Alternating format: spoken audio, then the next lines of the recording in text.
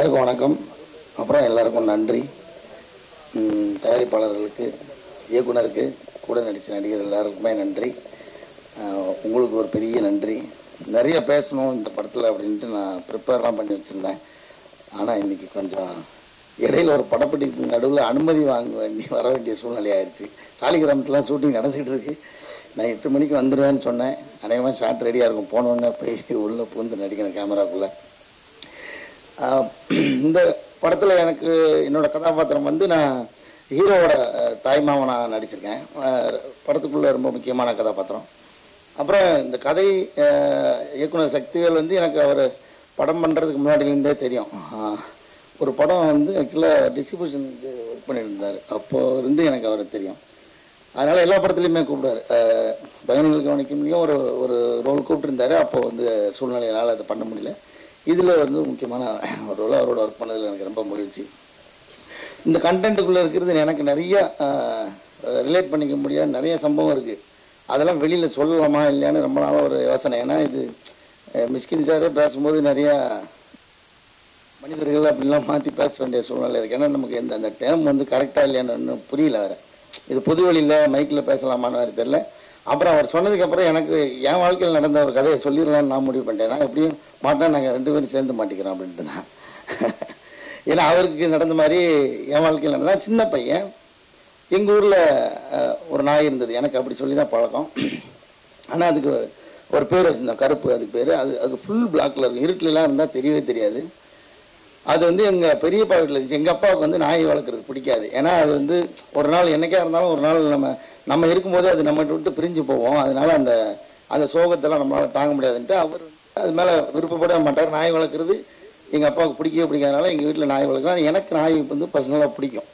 அப்போ இது எங்கள் பெரியப்பா எங்கள் ஊரில் ஒரு முறையில் பெரியப்பா இருக்கிற வீட்டில் இருக்கிற அது வந்து அது என்னமோ தெரியல, என் மேலே பயங்கரமான பாசம். அது நல்லா வளர்ந்து வச்சுக்கிட்ட ஒரு 10 வயசுக்கு மேலே இருக்கும். அது நல்ல ஒரு முதிர்ச்சியான ஒரு இதில் பருவத்தில் இருக்கும்போது அதே மாதிரி அதுக்கு மனநலம் பாதிக்கப்பட்டுருச்சு. இப்போ என்னென்னா அது வேறு யாருமே அதை நெருங்கவே முடியல. கிட்டத்தட்ட ஊரில் ஒரு 10-13 பேரை கடிச்சிச்சு. இப்போ ஒட்டுமொத்த ஊரும் அந்த நாய்க்கு எதிராக திரண்டு நிற்கிது.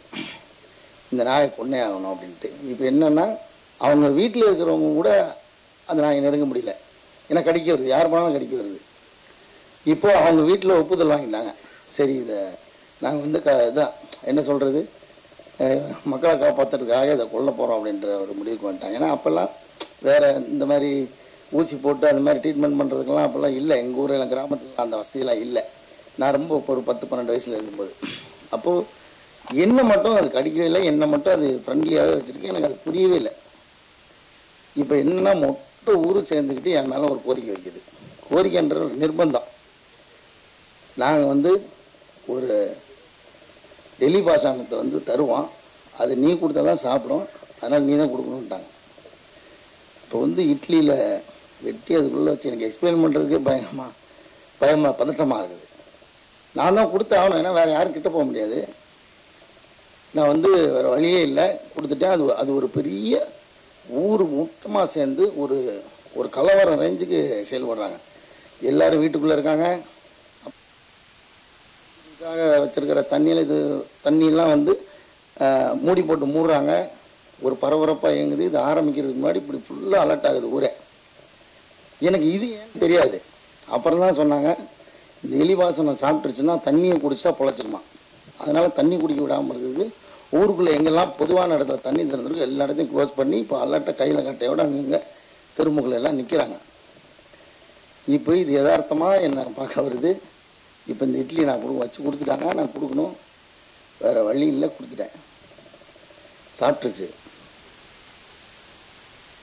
இப்போ என்னென்னா இவங்க எல்லா இடத்துலையும் நிற்கிறாங்க. அது இங்கேயும் போக முடியாது. அது சாப்பிட்டுட்டு என்ன ஒரு பார்வையோடு பார்த்துருச்சு. என்னால் அதை கடக்கவே முடியல. நான் கொஞ்சம் எமோஷனல்.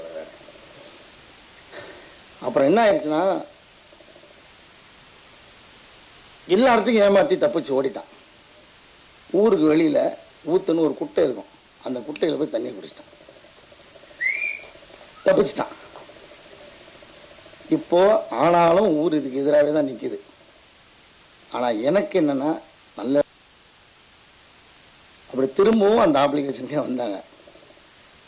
இனிமேல் அதை செய்ய மாட்டேன்னு சொல்லி எங்கள் வீட்டிலலாம் வேறு என்னை திட்டினாங்க. அது எவ்வளோ பெரிய பாவம் தெரியுமா? எனக்கு தெரியாது இது தண்ணி குடிச்சா பொழைச்சிக்கொண்டிருக்கு.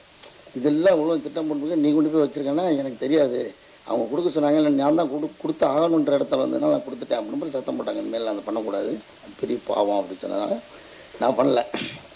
அப்புறம் இந்த ஒட்டுமொத்த ஊரும் ஒன்று திரண்டு எப்படிலாம் முடியுமோ அப்படிலாம் ஒரு திட்டமிட்டு அதை பிடிச்சி கடைசியில் தூக்கில் ஏற்றினாங்க. ஊரில் வந்து மாட்டு வண்டியில் தூக்கில் ஏற்றுவாங்க. அதை கூட எனக்கு விளக்கமாக சொல்கிறதுக்கு பதட்டமாக தான் இருக்குது. சாதாரணமாக மாட்டு வண்டியில் சுருக்கு போட்டு கட்டி வச்சுருவாங்க. அந்த மோக்கால்னால் அந்த மாடு கட்டுற இடத்துல கட்டி வச்சுருவாங்க. அப்புறமா பின்பக்கமாக இருந்த வண்டியை வாரிடுவாங்க. அந்த மோக்கால் அப்படி தூக்கிடும். அது துடிச்சு செத்துரும்.